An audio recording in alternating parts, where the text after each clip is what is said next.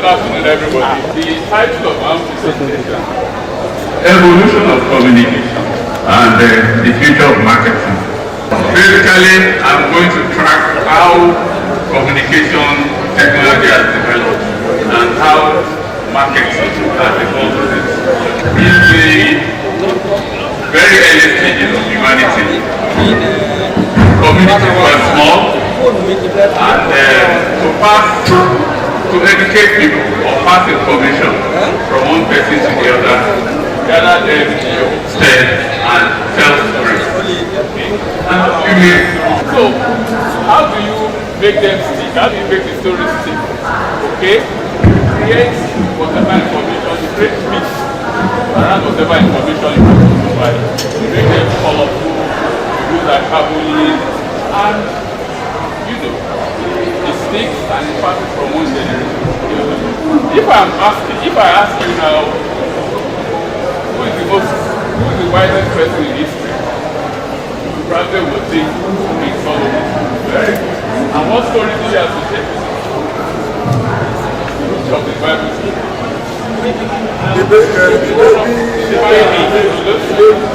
You get it? So, who are the first humans to inhabit the earth? Probably the Prince Adam and Eve. And you remember the story of God picking the earth, shaping humans out of it, and breathing life into them. That kind of color, that kind of, also, among the Yorubas, the myth is the first person on earth is Olusola. And how did he come? All the earth was water, and it was dropped by faith. Yeah, onto the wall, in his hand, he had a piece of earth and a cup. So he dropped the piece of earth on the water and put the cup. So the cup scattered the earth all over. That's how the world can go. So this is how story or information was passed across in the very early stages. Okay? So what's the next stage? Printing. Printing has been with us, BC, 3000, 2000 BC. But it became, it came into mass production, let me say, in the 15th, 16th century. But then, it had to be okay? Only stick it either on coffee or pamphlets or newspapers and the rest of it. And the indication was also that it was not in color, it was blank and the rest of it. Don't let me miss the story about how marketing was done. What was the indication of the earlier situation I painted, where you only talk people in small groups? So if you are selling something, okay, in that situation, only talk to people in small groups. And the limitation of that is that your product can only do so much, or the information you want to pass on can only reach so many. Okay? And one advantage of yours that evolving after this was the traditional media. Okay? At the beginning of the 19th century, we had the billboards, we had the radios, we had newspaper, we had TV, and we had direct mail. This will reach so many more people, and it also triggered the creative essence in our professional. People tell stories, people act, do graphics that are very colorful and that can stick as well. But it also has a limitation. Though it reached a large number of people, it was only in one direction. Communication was just in one direction. And that led to this famous saying, I got here, by this John Wanamaker. He said, half the money I spend on advertising is wasted. The trouble is, I don't know which half. So you can imagine the dilemma of the marketing manager who have to use those traditional media in those days. Just throw money at it. But because information wasn't in both directions, really test how effective and what their communication was. Okay, so that took us to the next level, where we got into social media. The beauty of social media was it engaged even the receiver of the information in contributing content. Okay, you can immediately, at the point you are receiving the information, give a feedback. I like this, I don't like it. Okay, you can sleep in a hotel and immediately go to their website and say your service was beautiful or your service is crap. So the age of social media gave us the opportunity to be interactive, to also contribute to shaping the marketing communication. And of course we know the information, we know the benefits that come with that. But coming alongside information technology was also what I call the explosion of data. Okay. People will say 500 million, 140 billion. Coming with social media, like I said, or information technology, is the explosion of data. And in one day, 500 billion tweets will be sent, 140 billion WhatsApp messages, 360 billion emails, and 23 billion SMS. Okay? Now, you wonder, how does this benefit a marketing professional or somebody who is trying to promote a product? What is beginning to happen is a new technology I imagine that is allowing us to mine all this data. Okay? And they call them, I probably will come back to that data, machine learning and artificial intelligence. Let me give you an example. And this was trial by Google. Okay? Google set up an algorithm to track every word that is related to food. Okay? Either it's cough, sneeze, anything. And it reminds all this data in one day. So that if you send a tweet and it carries food, you can pick it. If you send a tweet and it carries pop, you can pick it. And it was tallying them. And it will track them over the years. Okay? And what became obvious was that algorithm was able to predict the onset of flu much earlier than any human for obvious reasons. Even before people realize, you see the graph going up. You get it? And I can ask you, what will that do to the product manager? You know when to launch a campaign. What will it do for a production manager?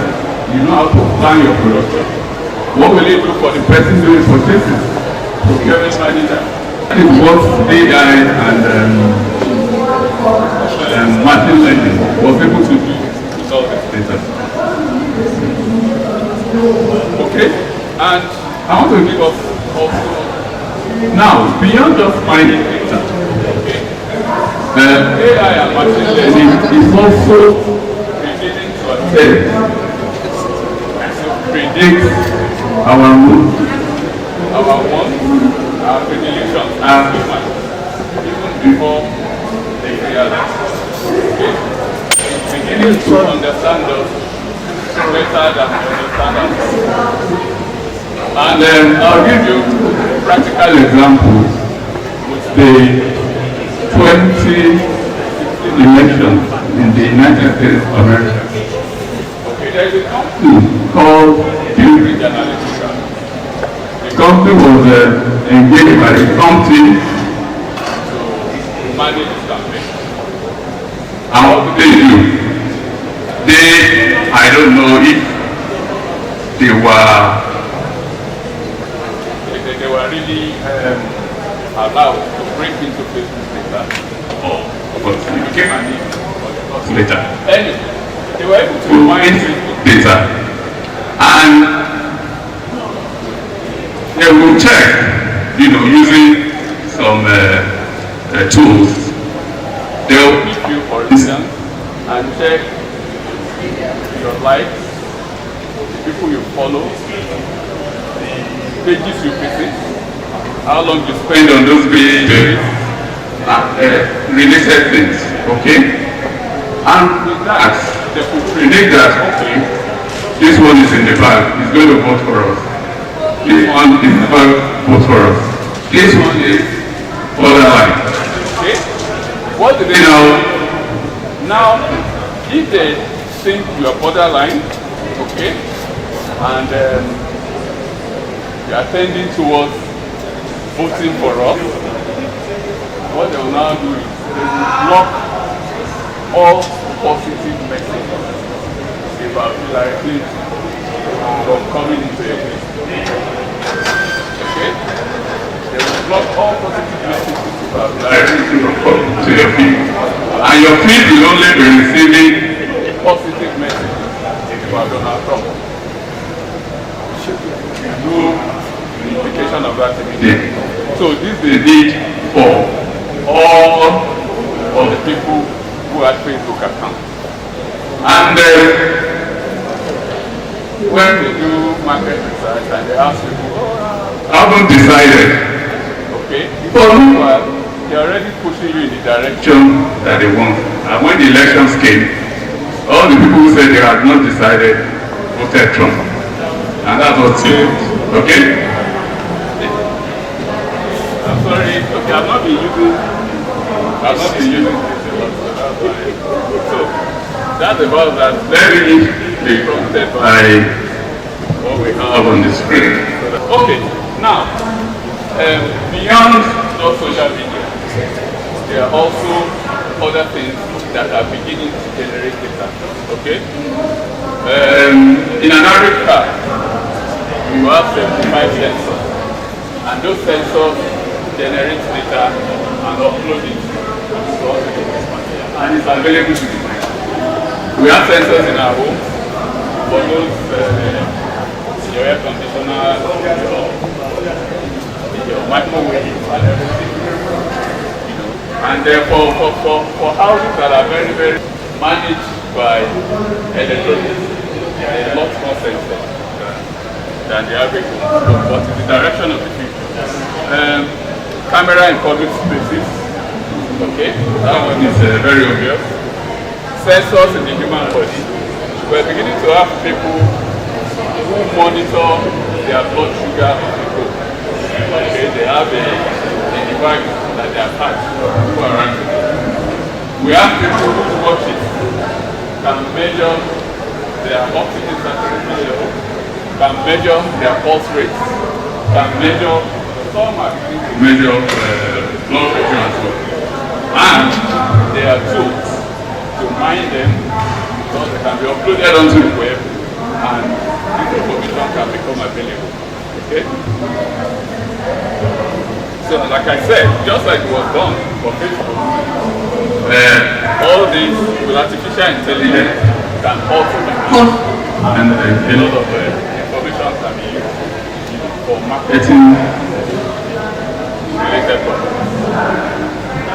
Now, still talking about how data and social media has shaped the way the tools are available to us as marketing practices.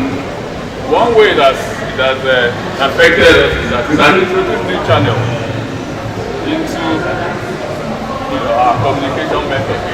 And typically, like I said, I was telling you about traditional methods, TV, print, and the rest of it. But now, look at this kind of data that we're having now. Cristiano Ronaldo has 674 million followers. Davido has 29 million. Linda Ekeji and Ademola Okundele, top bloggers in Nigeria. Mark Angel, Pastor Jerry, easy on YouTube. Naira Land and Jumia are top sites that are visited every day. And a good example that I tried to pitch against each other is Naira Land, which averages 1 million visits per day, and Punch, which has a print run of 100,000 per day. Now, it will put you in a difficult place to justify to your management, for instance, why you shouldn't go to Naira Land instead of Punch. Okay? And the thing about online sites like this is that they generate so much data. They will tell you who visited, how long they spent, whether they forwarded your message, things like that. So the tool available for a marketing professional has also changed very well. So we are seeing marketing evolve because of that. Okay? Now in the field of health, today it costs you in the US $500 to profile info, $100, and you know the kind of information that pharmacogenomics can help you tell how responsive or whether efficacy your side effects are. Okay, so and that also is the personalization and reach across people with information. We are talking about how algorithms, AI, ML, and big data influence the way we are processing data and personalizing information. And this is something, except for now, we are at the confluence of two immense revolutions. Biologists are deciphering the mysteries of the human body, and in particular, of the brain and human skin. At the same time, computer scientists are giving us unprecedented data processing power. When the biotech revolution merges with the infotech revolution, it will produce big data algorithms that can monitor and understand my feelings much better than I can. Okay? And then, authority will probably shift from humans to computers. My visions of free will is likely to disintegrate as I daily encounter institutions, corporations, and government agencies that understand and manipulate what was until now my inaccessible minority. Now, the truth about us as humans is that everything about us is mediated by biochemicals. Okay? Whether you are sad, whether you are depressed, whether pregnancy is hobby, or whether it's not hobby, the rest of it. And just a chip in your body might be able to track the biochemical and predict the onset of maybe depression much earlier than you yourself will realize. And supposing that data is in the hand of the product manager who is managing the present. Don't tell me it's not possible. Okay? And all of a sudden you just see advert telling you that have you thought of seeing your psychiatrist?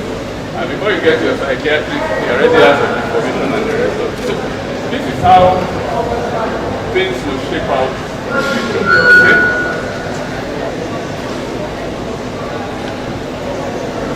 So yes, he's talking about how this information works in the field of medicine. That decisions in our lives rely not on our feelings of illness or wellness or even on the informed predictions of our doctors, but on the calculations of computers that understand our bodies much better than we do. Within a big data algorithms will be formed by a constant stream of biometric data. We monitor our health 24/7, I've mentioned that. They might be able to detect the very beginning of influenza, cancer, or Alzheimer's long before we feel anything is wrong. They will then recommend appropriate treatment, diet, and daily regimen to custom meals for us, for our unique physique, DNA, and personality. So, it's shaping out. Data is being monitored constantly, daily, and the technology to track it and analyze it is already available. So,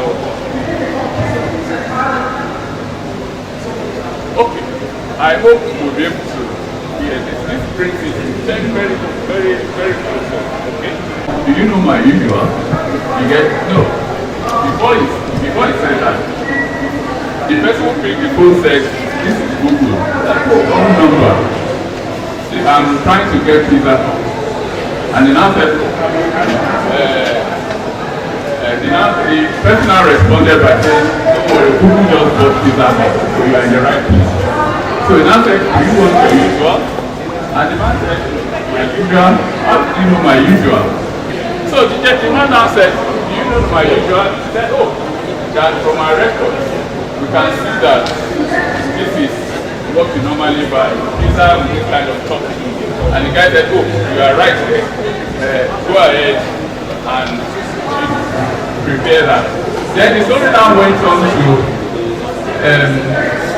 something like maybe he wants to change his topping to something else. The guy now said, "No, I'm going to advise you to do that because your cholesterol level is high." How did you get to know that my cholesterol level is high? Don't worry anyway. I have some more tablets that I can use. So he said, "No, that from my records, in the last 3 months, you have had a refill, and by now, you have run out of the tablets. How can you, how did you find out I haven't had a refill?" Then he said, "Okay, fine. I'll go to the pharmacy and buy." He said, "If I go to the pharmacy and buy, your credit card has been stopped." Now, how did you now find out my credit card has been stopped? He now said, so it's a lot of information from different sources, all harvested by Google to manage the interaction with the client.